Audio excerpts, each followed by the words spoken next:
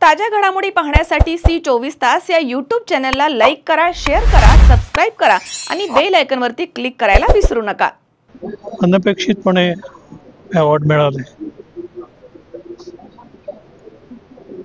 त्यामुळे त्याचा जास्त आनंद आहे। माझे वडील शिक्षण क्षेत्रात असल्यामुळे मला थोडीफार त्याची माहिती होती,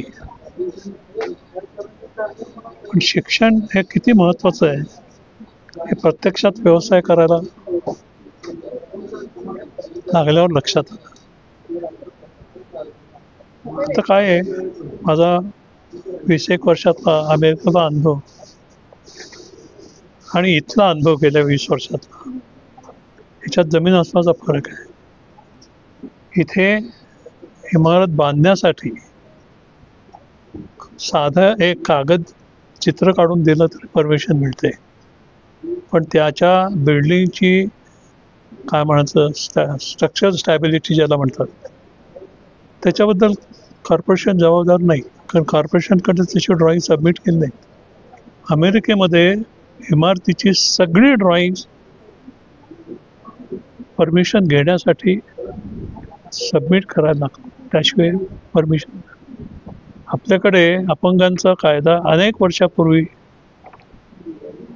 पास झाला आहे, पण आपल्याकडे इमारतीमध्ये अपंगांना जायला सोय नाही। सुभाष देशपांडे, एसानी मला आज जे अवॉर्ड दिलंय त्याबद्दल खरंच त्यांचं कौतुक, कारण मी ज्या क्षेत्रात काम करतो ते अत्यंत दुर्लक्षित पण अत्यंत महत्त्वाचं क्षेत्र आहे, ते म्हणजे प्लंबिंग। तर लोकांना चांगलं प्लंबिंग शिकवावं लागतं, याचं कारण प्लंबिंग आणि आपली तब्येत, हेल्थ या दोन्हीचा अगदी जवळचा संबंध आहे। चांगलं प्लंबिंग असेल तर आपलं आरोग्य चांगलं राहतं। आणि आता नवीन ज्या हायराईज बिल्डिंग होत आहेत, कॉम्प्लेक्स बिल्डिंग होत आहेत, त्यातलं प्लंबिंग त्याहून महत्त्वाचं होतं, कारण त्यात एक चूक झाली तर शेकडो लोक त्यांनी परिणाम होतो, शेकडो लोकांवर।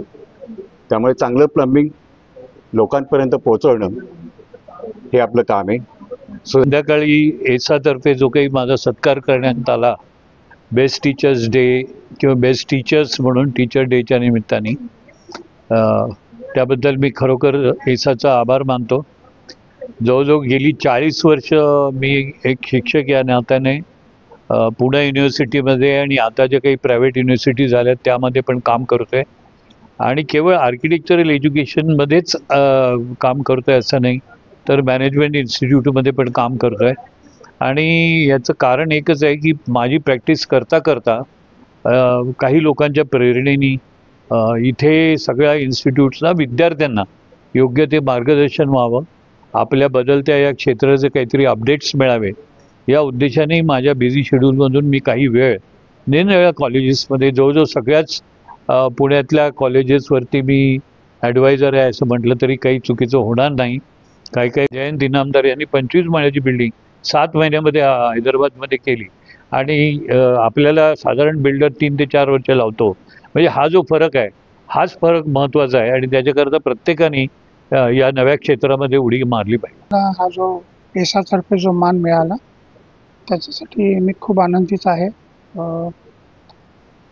1974ला मी आर्किटेक्चर जॉईन केलं, आज 50 वर्ष झाली। आणि मी आज माझी आई दयाबा, माझे गुरु बालकृष्ण जोशी आर्किटेक्ट गुरु, आणि माझे इंजिनियर गुरु विष्णू जोशी यांना नमस्कार करतो। त्याच्यामुळेच मी इथपर्यंत पोहोचू शकतो। आणि माझा एकच मेसेज आहे की श्रद्धा, सबुरी आणि साधना या जे 3 गोष्टी आहेत ते जर आपण करत राहिलो आयुष्यभर, तर नक्कीच चांगलं काम आपण करू शकतो।